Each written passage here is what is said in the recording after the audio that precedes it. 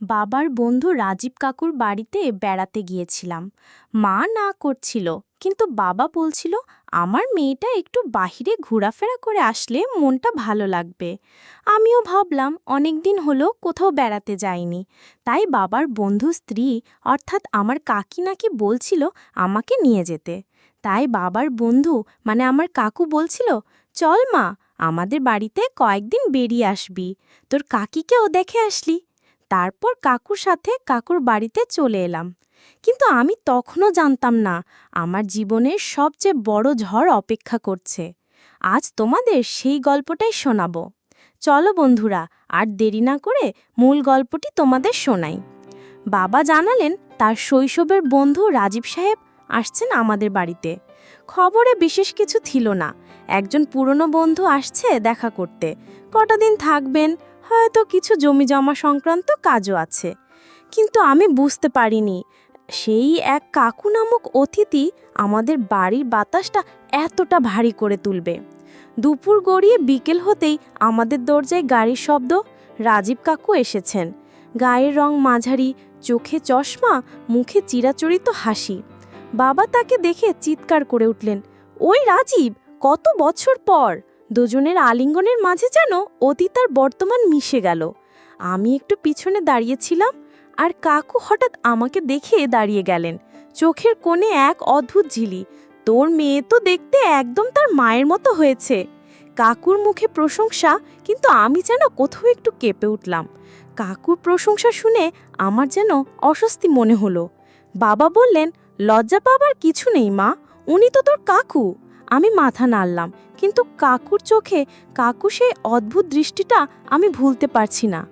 কিছুক্ষণ পরে খাবার শেষ করে কাকু বললেন, আমি একটা হোটেলে উঠে যাই, বরং তোদের বাড়িতে যেন ডিস্টার্ব না করি। শুনে বাবা যেন হেসে উড়িয়ে দিলেন, আমার বাড়ি থাকতে হোটেল? ধর বোকা, তুই এখানেই থাকবি। কিন্তু আমি লক্ষ্য করলাম কাকুর কথার ভেতরে আর চোখের ভাষার মধ্যে একটা অমিল আছে। তিনি যেন চাইছেন আমাদের বাড়িতেই থাকতে, কিন্তু মুখে বলছেন উল্টো। সেই রাতে আমি জানালার পাশে গান শুনছিলাম। জানালায় একসময় ছায়া পড়ল। আমি ধীরে তাকালাম, কাকু দাঁড়িয়ে আছেন। আমি তোকে দেখছিলাম, ঠিক আছিস কিনা সেটা জানতে, কাকু বললেন। আমার মনে প্রশ্ন, একজন অতিথি এভাবে হঠাৎ হঠাৎ জানালার পাশে এসে দাঁড়াবেন কেন? তিনি কেন এমনটা করলেন? তখনও বুঝতে পারিনি এই মানুষটা কেবল বাবার বন্ধু নন, বরং এক গভীর উদ্দেশ্য নিয়ে এ বাড়িতে আসছেন। তার আগমনের সঙ্গে সঙ্গে আমাদের পরিবারের ভেতর ঘটে যাবে কিছু অপ্রত্যাশিত ঘটনা, যা বিশ্বাস আর অবিশ্বাসের মাঝখানে দোল খাবে। ভিড় রাত, ঘরটা নিস্তব্ধ, শুধু দেয়ালে টিকটিক করছে ঘড়ির কাঁটা। আমি বিছানায় শুয়ে মোবাইলে কথা বলছিলাম আমার বন্ধু মিতুর সাথে। হঠাৎ একটা শব্দে চমকে উঠলাম। জানালার পাশে হালকা পায়ের আওয়াজ। আমি ধীরে উঠে গিয়ে পর্দা সরিয়ে দেখলাম একটা ছায়ামূর্তি সরে গেল। কিছু বুঝে ওঠার আগেই দরজায় ঠক ঠক শব্দ। তুই ঠিক আছিস তো? কাকুর কণ্ঠ।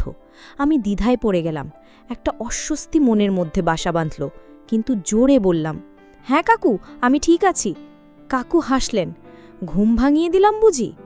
আমি শুধু বললাম, না, ঠিক আছি। সে রাতে আর ঘুম আসেনি। কেন কাকু জানালার পাশে দাঁড়িয়েছিল? কেনই বা দরজায় এত রাতে নক করলেন? আমি একবার ভাবলাম বাবাকে বলি, কিন্তু নিজের সন্দেহকে নিজেই অবিশ্বাস করলাম। পরদিন সকালে মা রান্নাঘরে, বাবা বেরিয়েছেন জমি দেখতে। আমি একা ঘরে বসে লেখাপড়া করছিলাম, আর কাকুর কথা বারবার মনে পড়ছিল। তিনি কেন রাতে জানালার কাছে এসেছিলেন? তিনি কি সত্যি ব্যবসায়িক কাজে আসলেন, নাকি অন্য উদ্দেশ্য নিয়ে? আমি এসব ভাবছিলাম। নিজেকে বললাম, হয়তো বেশি ভাবছি, কিন্তু মনের ভেতর কেমন এক চাপা উত্তেজনা, যেন কিছুর শুরু হয়ে গেছে। বিকেলে বাবার ফোন বাজল। আমি তখন পাশেই বসেছিলাম। স্ক্রিনে ভেসে উঠল, রাজীব ভাই কলিং। কিন্তু বাবার পাশে তো কাকু বসেই ছিল। তাহলে এই কাকু আবার ফোন করছেন কেন? আমি বাবাকে বললাম, তোমার ফোনে রাজীব কাকুর নাম দেখাচ্ছে, কিন্তু উনি তো এখানে। বাবা ফোনটা হাতে নিয়ে একবার তাকালেন, তারপর কপাল কুঁচকে বললেন, এটা একটু আজব, হয়তো পুরনো সেভড নাম্বার থেকে কেউ কল করছে। কাকু তখন ফিসফিস করে বললেন, দেখো ভাই, ডাবল সিম চালাই তো, হয়তো অন্য নাম্বার থেকে এসেছে। হাসিটা ছিল অস্বস্তিকরভাবে টেনে আনা। সেদিন রাতে আমি ঘরে ঢোকেই জানালাটা ভালো করে বন্ধ করলাম। এমন নয় যে প্রমাণ কিছু পেয়েছি, কিন্তু একটা সন্দেহ যেন ধীরে ধীরে জমে উঠছে। আমি জানি না কাকুর আসল উদ্দেশ্য কি, কিন্তু যতই দিন যাচ্ছে তার কথা বলার ধরন আমাকে ভাবিয়ে তুলছে। ভোরবেলা রান্নাঘর থেকে চায়ের গন্ধ ভেসে আসছে। বাবা বারান্দায় বসে পেপার পড়ছিলেন, আর কাকু তার পাশে চুপচাপ বসেছিলেন, চোখে গম্ভীরতা, মুখে ক্লান্তির রেখা। হঠাৎ কাকু একদৃষ্টিতে বাবার দিকে তাকিয়ে বললেন, শফিক ভাই, একটা কথা বলি, আপত্তি করবেন না আশা করি। বাবা হাসিমুখে বললেন, তুই এখনও এই আপত্তি শব্দটা বলিস? বল তো, কি বলবি?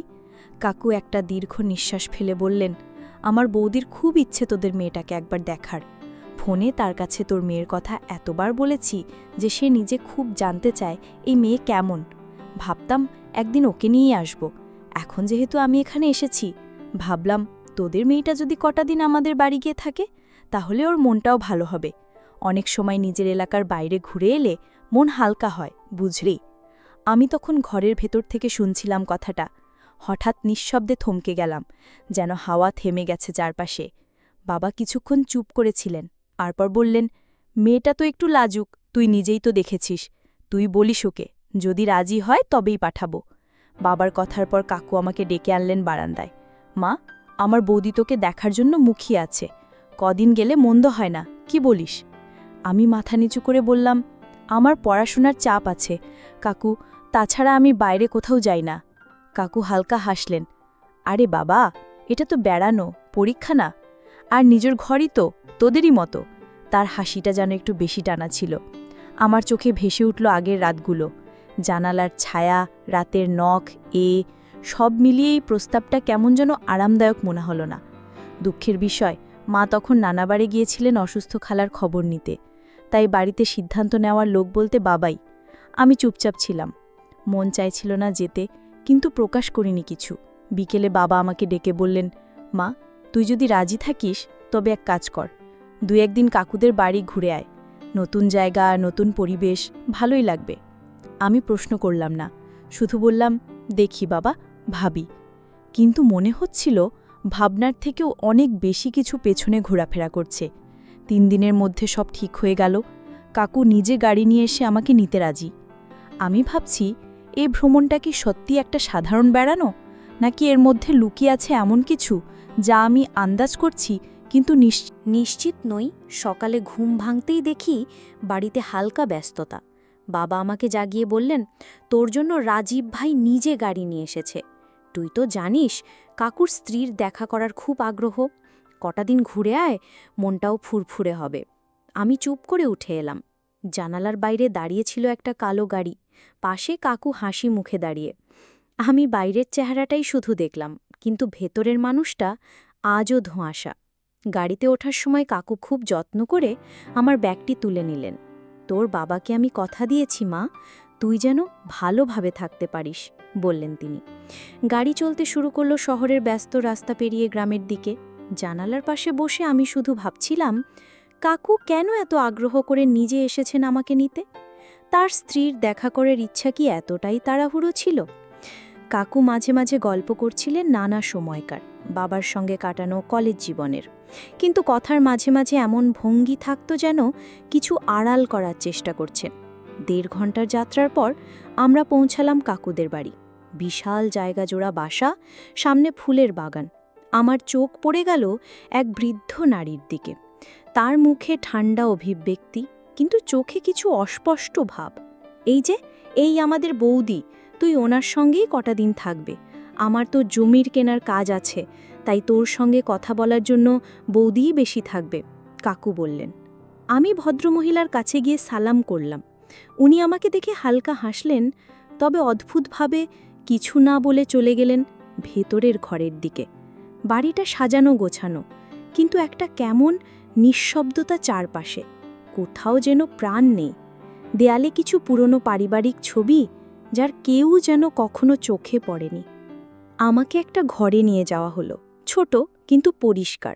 বিকেলে চা খেতে খেতে আমি কাকুকে জিজ্ঞেস করলাম, কাকু, আপনার স্ত্রী তো তেমন কথা বললেন না, উনি কি আমাকে চেনেন? কাকু হাসলেন, আরে না মা, তোকে সামনে দেখে তো প্রথমবার। আর ও একটু চুপচাপ প্রকৃতির মানুষ, তুই দেখবি দিন কয়েক গেলে আপন হয়ে যাবে। কিন্তু আমার মনে প্রশ্ন ক্রমশ ঘনীভূত হচ্ছিল, তবে কেন কাকু এত আগ্রহ করে আমাকে নিয়ে এলেন? কেন তিনি প্রতিটা পদক্ষেপ এভাবে নিজে দেখছেন? উত্তর মেলেনি, শুধু চারপাশে বেড়ে যাচ্ছিল নিঃশব্দ অস্বস্তি। রাত নেমেছে কাকুদের বাড়িতে, ঘর অন্ধকার, শুধু জানালার পাশ দিয়ে চাঁদের আলো এসে বিছানার একপাশে পড়ছে। আমি বিছানায় শুয়ে থাকলেও ঘুম আসছিল না। মনের মধ্যে একের পর এক প্রশ্ন ঘুরপাক খাচ্ছিল। হঠাৎ করেই পেছনের উঠোন থেকে একটা হালকা শব্দ কানে এলো।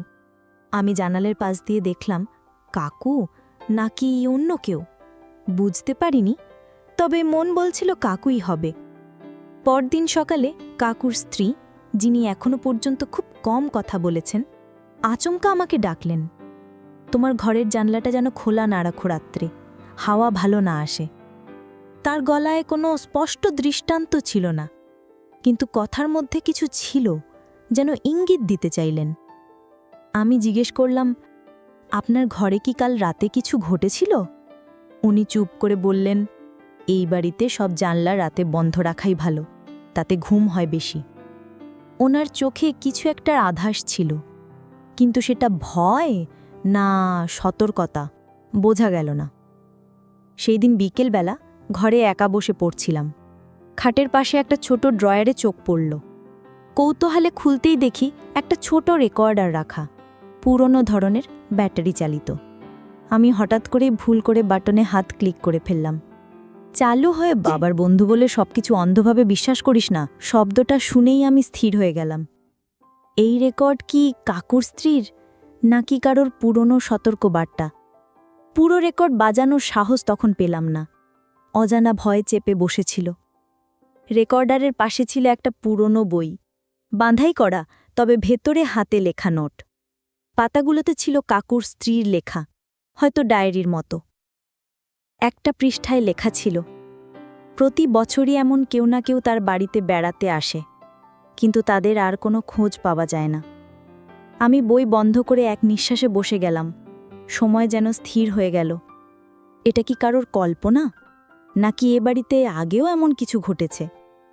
রাতে খাওয়ার পর কাকু বললেন, আগামীকাল সকালে আমি জমির কেনার কাজ সেরে ফিরব, তুমি আর বৌদি একটু বাড়ির সামনের ঘোরাফেরা করো। আমি শুধু মাথা নাড়লাম। মনে হচ্ছিল এখন আর শুধু সন্দেহ নয়, কিছু সত্য ধীরে ধীরে উন্মোচিত হতে শুরু করেছে। সকালের আলো জানালার পর্দা ছুঁয়ে আমার বিছানায় পড়তেই ঘুম ভেঙে গেল। রাতের সেই রেকর্ডার আর ডায়েরির পৃষ্ঠাগুলো মাথায় ঘুরপাক খাচ্ছিল। মন বলছিল, আজ কিছু জানতে পারব, হয়তো এমন কিছু যা সব কিছুর পেছনে লুকিয়ে আছে। নাস্তার পর কাকু বাইরে বেরিয়ে গেলেন। বাড়িতে আমি আর ওনার স্ত্রী, শুধু আমি আর কাকুর স্ত্রী। উনি সকালবেলা আমার ঘরে এসে বললেন, চল একটু বাগানে হাঁটা যাক। আমি একটু চমকে উঠে বললাম, জি। বাবা তো ওনাকে খুবই ঘনিষ্ঠ মনে করেন। উনি কিছুক্ষণ চুপ করে রইলেন, তারপর বললেন, এই বাড়িতে কয়েক বছর আগে একজন মেয়ে এসেছিলেন বেড়াতে, আমার আত্মীয়। তিনিও কাকুর সঙ্গে এসেছিলেন এভাবে। আমি থমকে গেলাম। কিছু বলার আগেই উনি চোখ বন্ধ করে বললেন, সেই মেয়ে এখান থেকে যাওয়ার পরে আর কারোর সঙ্গে যোগাযোগ করেনি। আত্মীয়স্বজন সবাই ভেবেছিল সে বিদেশে গিয়েছে, কিন্তু ওর মা আজও বলে মেয়ে হঠাৎ পালিয়ে যেতে পারে না, সবসময় নিয়ম মেনে চলত। আমার গলা শুকিয়ে গেল। আপনি কি কিছু জানেন তখন কি ঘটেছিল? আমি সাহস করে জিজ্ঞেস করলাম। উনি বললেন, আমি তখন এই বাড়িতে ছিলাম, কিন্তু কিছু জানতাম না, আজও জানি না। কিন্তু মাঝে মাঝে মনে হয় কিছু না কিছু তো ঘটেছিল, যেটা কেউ কখনো বলল না।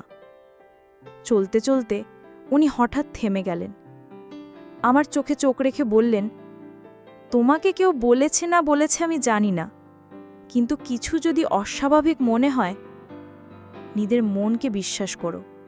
কোনো কিছু না দেখে না শুনে চুপ থাকা বিপদের কারণ হয়। আমি হঠাৎ করে বুঝলাম, উনি আমাকে পরোক্ষভাবে সতর্ক করছেন, কিন্তু সরাসরি কিছু বলছেন না। হয়তো নিজেও ভয় পান। সন্ধ্যায় কাকু ফিরলেন। স্বাভাবিক মুখে জিজ্ঞেস করলেন, বৌদি আর তুমি ভালো সময় কাটালে? আমি কেবল বললাম, হ্যাঁ কাকু, বাড়ির সামনের বাগানটা খুব সুন্দর। কিন্তু সেই সন্ধ্যা কাটল অনেক ভারী বাতাসে। কাকুর স্ত্রীর বলা কথাগুলো বারবার মাথায় ফিরে আসছিল, আর সেই রেকর্ডারের শব্দ, তোর বাবার বন্ধু বলে সবকিছু বিশ্বাস করিস না। এখন যেন আরও অর্থপূর্ণ মনে হচ্ছিল। বাড়িতে আসার পর থেকে প্রতিটি রাত যেন আমাকে ভিন্ন এক অভিজ্ঞতার মধ্যে নিয়ে যাচ্ছিল। প্রথম দুদিনেই মাথার ভেতর যেন কেউ হাতুড়ি দিয়ে মারছিল। একটানা ব্যথা, ঘুম তাড়িয়ে দিচ্ছে। এমনটা আগে কখনো হয়নি। আমি প্রথমে ভেবেছিলাম অচেনা জায়গা, একটু মানসিক অস্বস্তি থেকেই এই মাথা ব্যথা হচ্ছে। কিন্তু রাতের পর রাত একই কষ্ট, আর সেই সঙ্গে শরীরে ক্লান্তি জমে উঠছিল। এক রাতে কাকু দরজায় কড়া নাড়লেন। মা, শুনেছি তোমার মাথা ব্যথা হচ্ছে।